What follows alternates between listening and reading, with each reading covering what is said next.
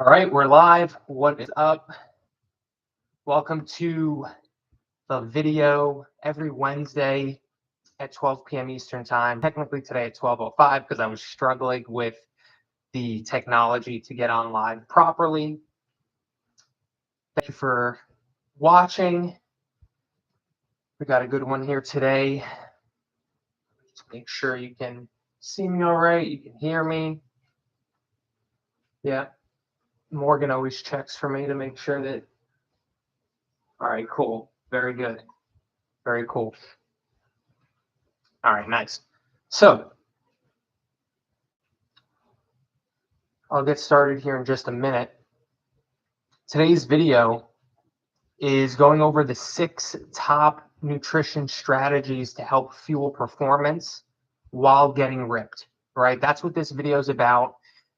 You can do both, right? There's a lot of clients who I work with who compete and participate in these races and endurance-based events, whether it's a Tough Mudder, whether it's a 5K, whether it's a half marathon, a marathon, anything in between. A lot of them, do these endurance-based events. And I've had a lot of people over the years come to me because they're doing all this training, all this cardio, all this endurance training, and they still didn't like how they looked. Like they weren't happy with their physique. And that's really my specialty, and where my bread and butter is being a men's physique competitor, is helping you eat and train in a way that you can sculpt your best possible physique and make it very predictable as well.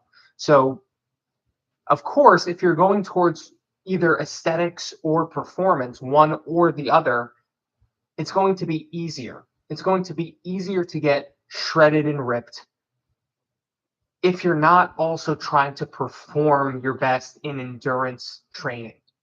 All right. And on the flip side of that, it's going to be easier to perform better in Tough Mudders, in marathons, in half marathons, in 5Ks, if you don't also have a top priority of building the most shredded, sculpted, muscular physique that you can, leanest physique.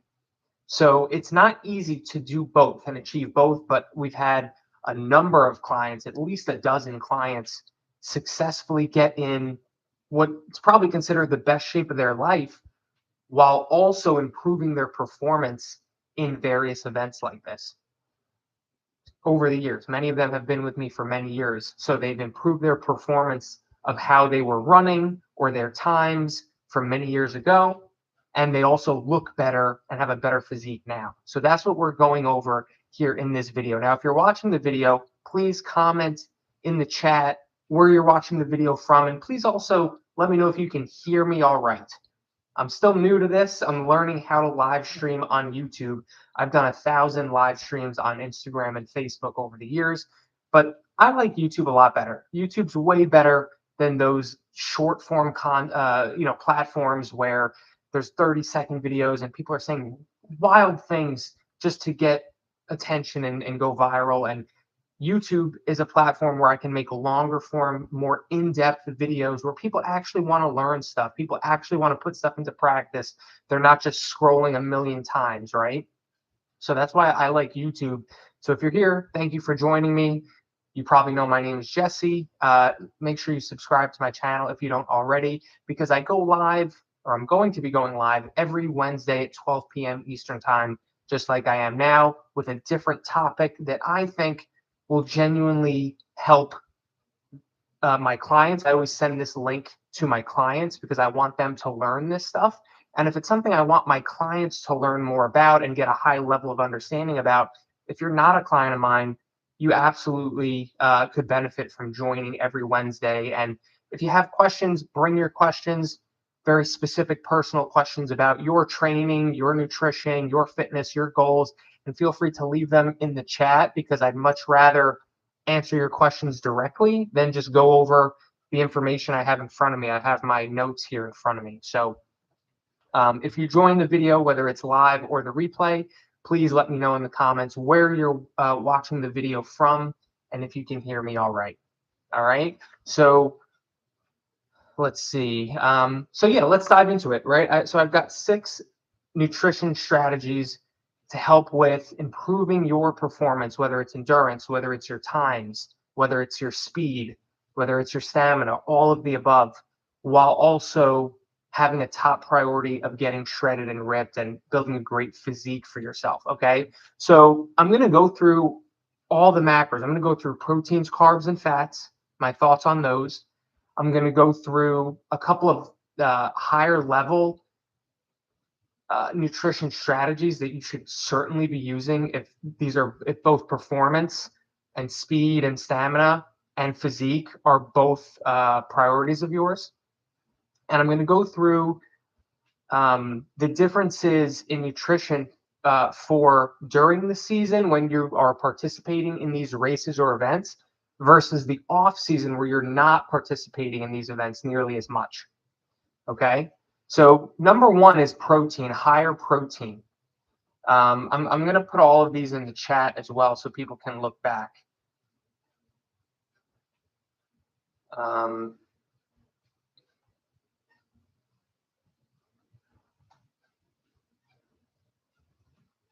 all right. So there we go. Okay. Number one is higher protein. So if you were on, let me know below if you were on my live stream last Wednesday where we talked about how to maintain muscle after 40 years old, because this is actually similar to one of those points I made about protein. What we want to do is eat a higher protein diet. Generally, what I mean by that specifically, and I'll put that in the chat here as well, is 0.7 grams of protein per pound of goal body weight. But that's the bare minimum. That's kind of like for the average person who has any desire to maintain or build muscle or not lose muscle, right? That's kind of like a bare minimum. So I'm not going to recommend that to like pretty much none of my clients are eating 0.7 grams of protein per pound that they weigh. They're all per pound of goal body weight. They're all eating more than that. But this is, a general suggestion for any of you out there who maybe are not like have no idea what to aim for, right? So that's bare minimum. Oh, Morgan commented, I was on last week. I'm actively trying to increase my protein intake. It takes planning in my day. Yeah, that's true. Morgan's literally sitting in the other room. Thanks, Morgan, for the comment. Yeah, Morgan had a big win today because she got her first pull up. Right, you consider that, yeah, first pull up. And also, she saw her first bicep vein pop out while doing curls.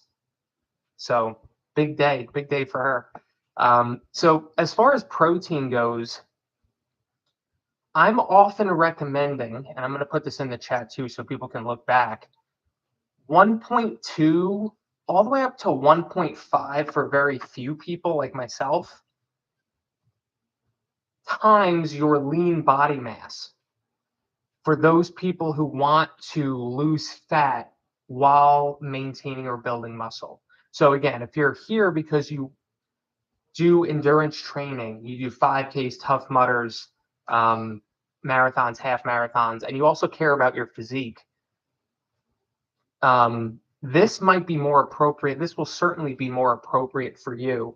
Doing 1.2 or 1.3, maybe 1.4 times your lean body mass. And if you don't know how to get your lean body mass, just go into Google or ChatGPT and type in, how do I figure out my lean body mass? And you'll be walked through it. It's not hard at all. It takes probably 60 seconds.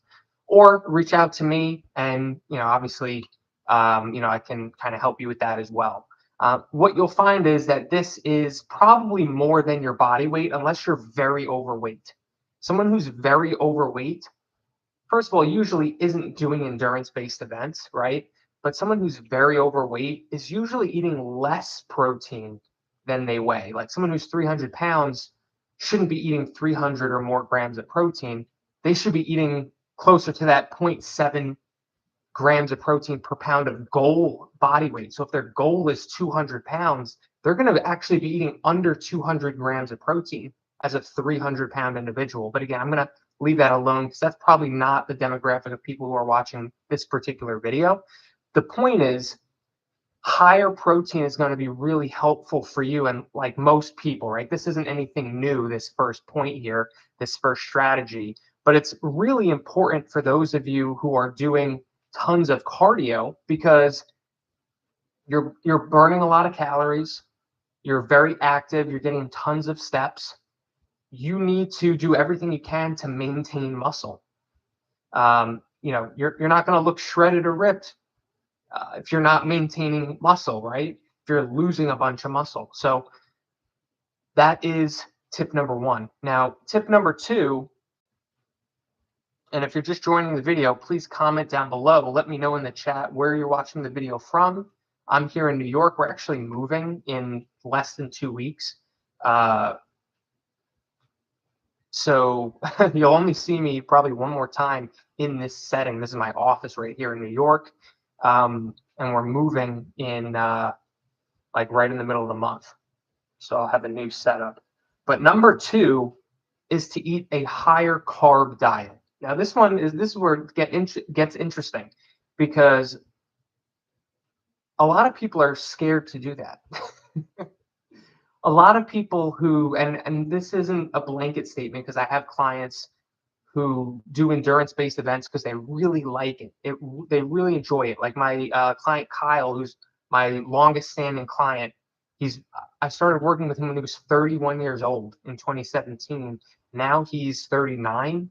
So I've been with him for 8 years, and over that time, he's done like over 60 events, Tough Mudders, Deca Fits, all sorts of different events, and he's really improved his times, really improved his performance. His body composition's amazing. Like he's in way better shape, like wildly better shape at 39 than he was at 31. So shout out to Kyle if you're watching this. You're awesome. So he does them because he genuinely enjoys it. He loves it. He loves the competitive aspect of it. He wants to do better than he did last time. And it's like a personal challenge to him. There are a lot of people out there who are doing tons of running and events like this because they think it's going to help them lose weight, right? Like that's not the right mindset to have. So the people who are just doing endurance-based events to try to lose weight because they think that it'll help them lose weight are often scared to eat higher amounts of carbs. But carbs are the main fuel source for this type of training, for exercise. Like carbs are the preferred and the main fuel source. So if you're not eating enough carbs, you're not going to perform your best. You may very well be someone who's trying to limit carbs and do fine, and maybe even improve in your times and your performance, and you're getting better at it over time. But make no mistake about it, you're leaving results on the table, right? If you are actively like limiting carbs and restricting carbs, and you're doing endurance and cardio based events like 5Ks, Tough Mudders, Deca Fits, and all these things, you're not doing as well as you could do if you were properly fueled. Okay, so I think that let's make that very clear. And I'm going to give just a general, I'm not going to give a specific formula like I did for protein, but generally speaking, if you're an adult male and you're eating under like 200 grams of carbs per day, you're leaving wild amounts of progress on the table. Like that's too little carbs. Pretty much no one that I work with, and this is, when I'm not saying you can never eat under 200 carbs. I'll talk a little bit later about in-season versus off-season phases. But if you are actively training for one of these events, there's no reason you should be eating under 200 grams of carbs. And in fact, you should probably be eating way more than that. 250, 300 carbs, 350 carbs, even more than that, depending on what your goals are, right? If you're trying to lose weight while training for these events, I would argue that's not the best pairing at this time, right? If you're trying to perform your best for an event in 6 weeks and you're trying to lose weight at the same time, like that's not exactly, they don't exactly go together, but you can do it, right? I've had clients do it. So that's why so much of this stuff is so individualized. It matters on each individual and your particular goals and what you're training for. But generally speaking, you're going to want to eat a moderate to higher carb diet. So that's what's going to give you the best possible chance at performing your best, or at least performing decently well and having the fuel to perform and stay energized, while also improving your physique. All right. So if we're eating a higher protein diet and we're eating a moderate to high carb diet, where does that leave the fats? All right. So that's number three. The fats naturally are going to have to be lower, right? It's going to have to be a lower fat diet. Again, if you want to give yourself the best possible chance at improving your body composition while getting faster and having more stamina and more endurance. I'm not saying it's impossible. If anyone ever tells you, and a lot of people do this on social media because they're trying to go viral, if people tell you you can't do this or you can't do that or you need to do this or you need to do that, they're just wrong. There's nothing you absolutely need to do, right? You can eat a high fat diet and still improve your performance. You can eat a high fat diet and low carb diet and still improve your physique. It's just not going to give you the best chance to. You see what I mean? So we're talking about really optimizing your nutrition for the priorities of performance and physique and body composition, right? So the only reason, and let me try to be clear about this, the only reason why I'm saying it's more ideal in this scenario to have a lower fat diet is simply to keep your calories in a reasonable range. So when most people talk about improving their physique, whether that's getting ripped or shredded or whatever it is, right? Usually to get ripped or shredded, what that means is you're lowering your body fat, so you're actually losing body fat while either maintaining muscle or building it a little bit. But usually it has to do with losing body fat. So what that means is our calories are probably going to have to be either in a slight deficit or around maintenance calories. So if we're eating high protein and we're eating high or moderately high carbs, the only calories left to adjust are the fats. So if we keep the fats fairly lower, that helps to stay either in a deficit or at least around maintenance calories. Now, fats are important for regulating hormones. So there's actually a bare minimum you shouldn't go below on fats just for hormonal reasons and health reasons. So they're essential for that. So like for men, I pretty much never go below 40 or 45 grams of fat for that reason. And for women, it's like 35 grams of fat or so, right? Just so you know that, right? You certainly don't want to go to like below that. So that's the reasoning behind the macros of having both of these goals, performance and physique. We need the protein and we need a lot of it to maintain muscle while we're doing all this activity and cardio. We need moderate to higher amounts of carbs to be used as fuel to help perform better, to help give you the proper fuel to do all this cardio and some strength training as well, and whatever else you're doing, right? The idea is even if you're eating higher carb amounts, that your body is using it for energy and using it for the workouts. Whereas, that's where the fats come in at a lower range to help keep calories in check and in a reasonable spot. So let me know if that makes sense. If you're watching the video live or the replay, let me know if those 3 points about the macros, the proteins, carbs, and fats, if that makes sense, or if you have any questions about it. Morgan said, I love carbs. I don't understand what. Yep. They get a really bad rap.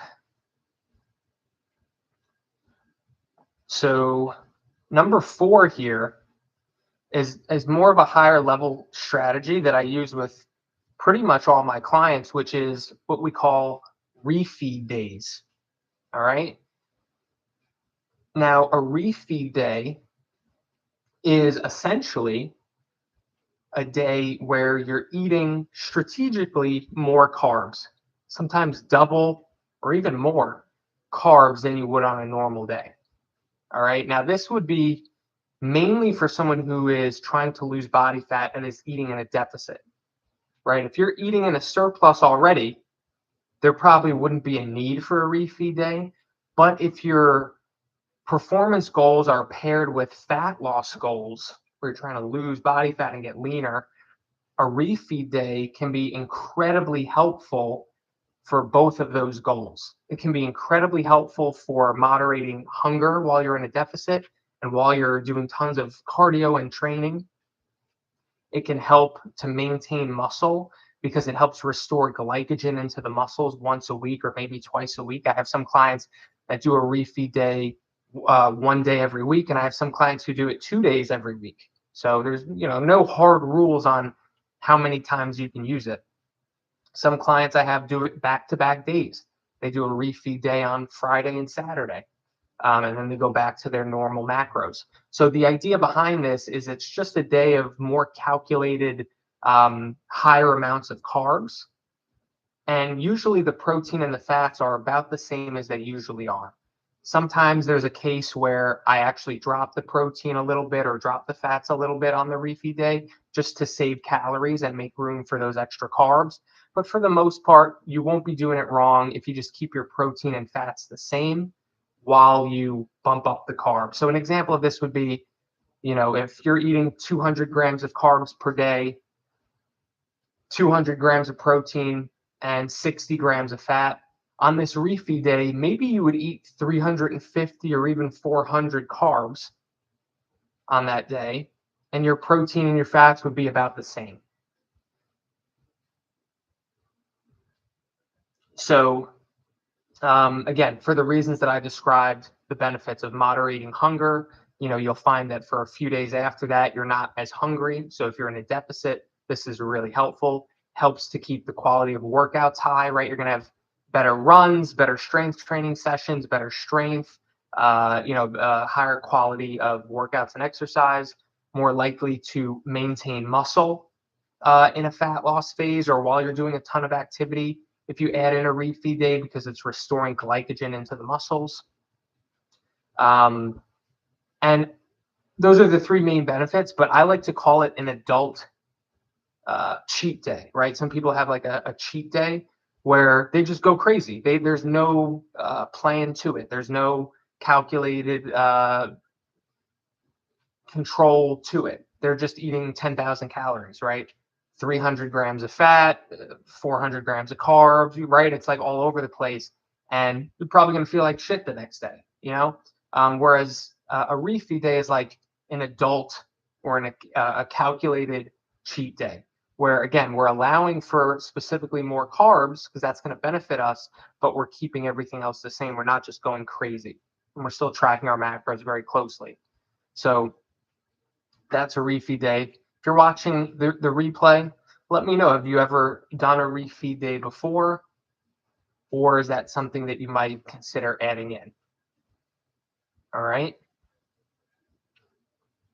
So number 5, the fifth strategy to help with prioritizing your performance in your events and your races, while also building your best physique and body composition, is about in-season versus off-season phases.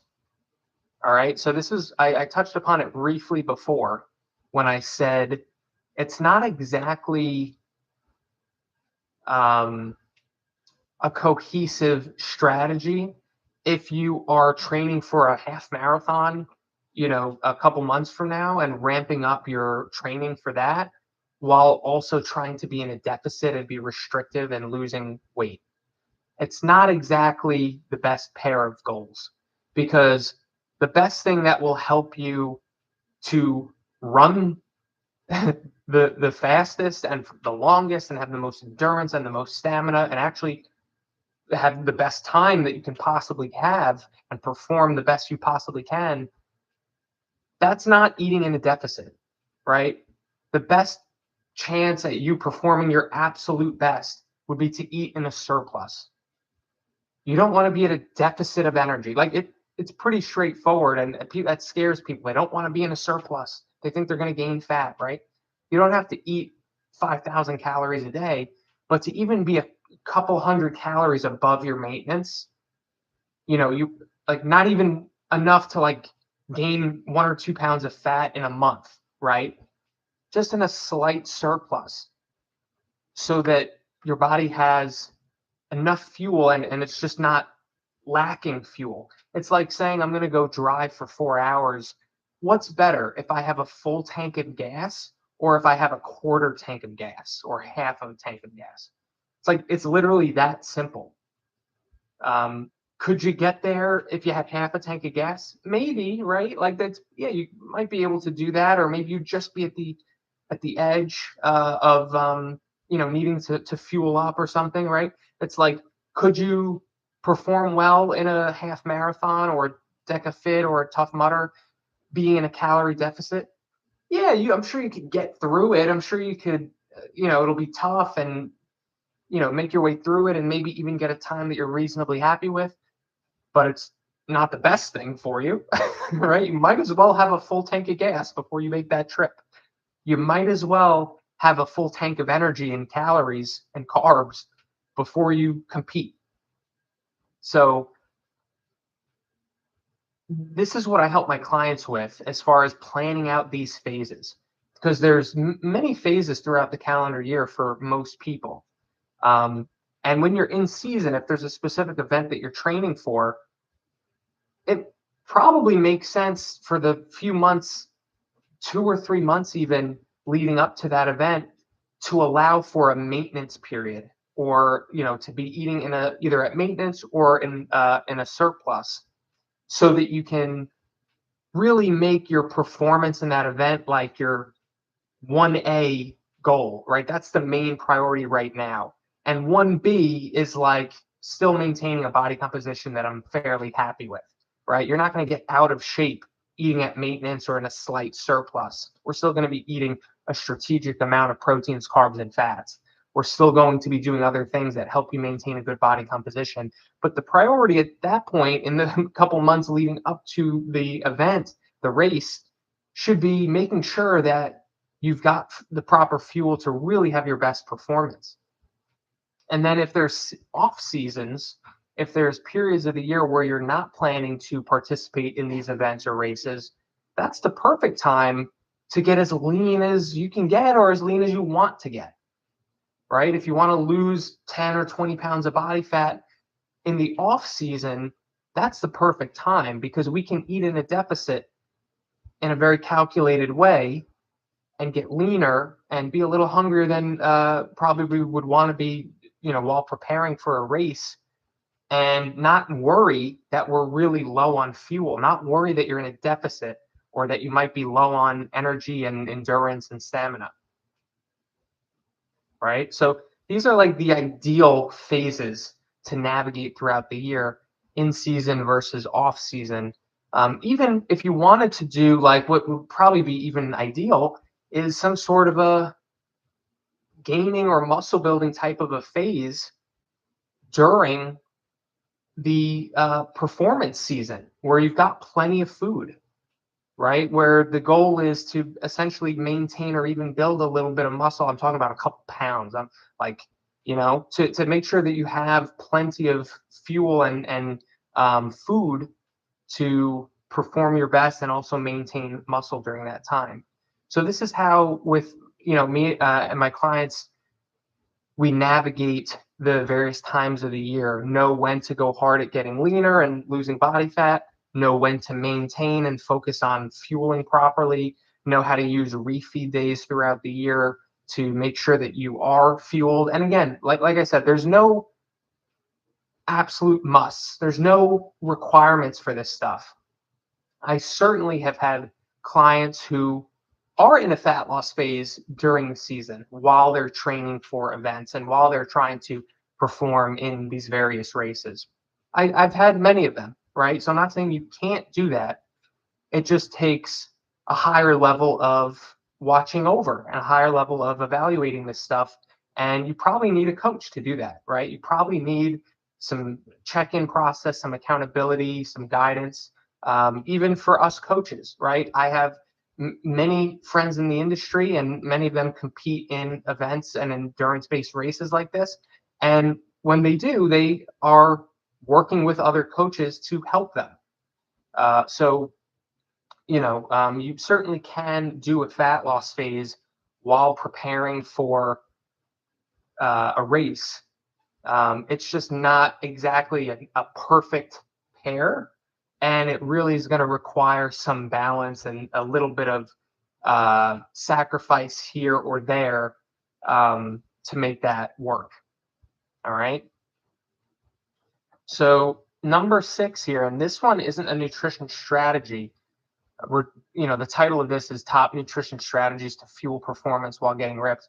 I wanted to throw in number 6 here because it pretty much is a requirement. I was just saying how there's no requirements with this stuff, but strength training is a requirement if you want to maintain muscle.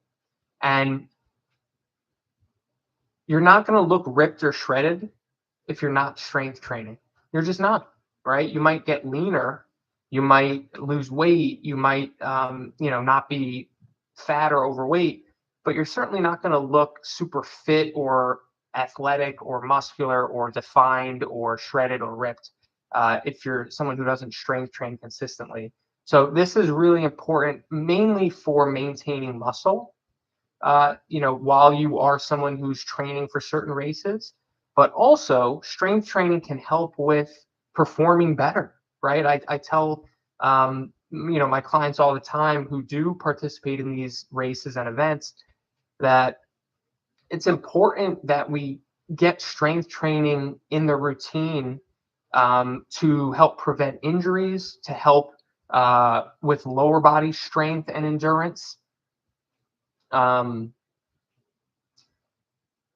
Especially if they're mainly just runners, right? If they're just doing one activity where it's the same motion over and over and over again, like it's really important to train in a well-balanced way. Give the glutes some work, give the hamstrings some work, not just the quads.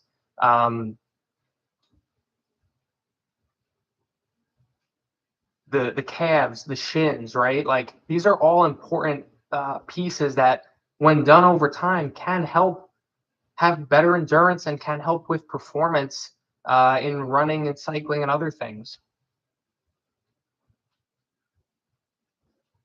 So generally, as far as like this is another good example of in-season versus off-season strength training. If you're in a season where you're prepping for a marathon or a half marathon or a decafit or a Tough Mudder, there may very well be a period where you're scaling back your strength training to 3 times a week.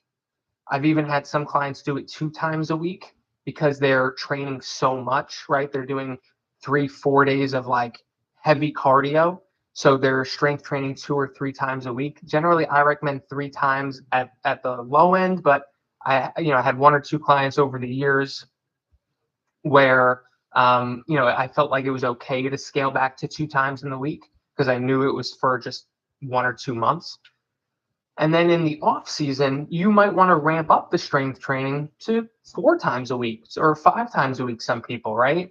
But generally speaking, somewhere in the 3 to 5 strength training workouts per week is going to be ideal for most people who want to improve their body composition, want to get stronger, want to maintain or build muscle, with the understanding that the more you ramp up your cardio for performance and endurance training, that you'll have to scale back strength training, and that's okay. But generally around 3 times a week, even when you scale it back, is a good place to be. And maybe in the off season, when you're not preparing for long distance running or training or endurance, that's when you might bump it up to 4 or 5 times a week with the strength training workouts.